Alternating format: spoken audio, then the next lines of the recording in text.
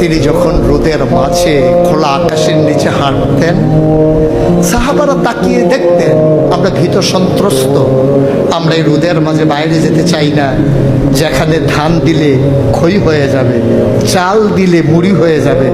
প্রচন্ড গরমের মাঝে তিনি হাঁটেন কেমনে? অবাক বিশ্বের উপরের দিকে তাকিয়ে দেখতেন নবী হেঁটে যায়, আর নবীর মাথার উপরে একটা মেঘের টুকরা ছায়া হয়ে হয়ে পাশে পাশে যায়।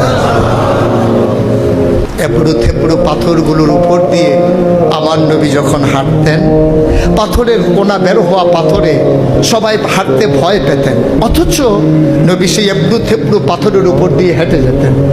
তারা চিন্তা করতেন নবীর কদমের নিচে এই শক্ত পাথর পড়লে উনি কি ব্যথা পান না? পরীক্ষা করার জন্যে পেছনে পেছনে অনেকেই দৌড়াতেন।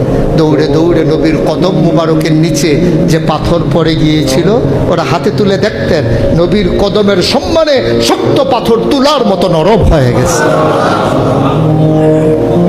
এ নবী আমার, এ নবী আপনার নবী, এ নবী আমাদের নবী। আমরা প্রাউড ফিল করি।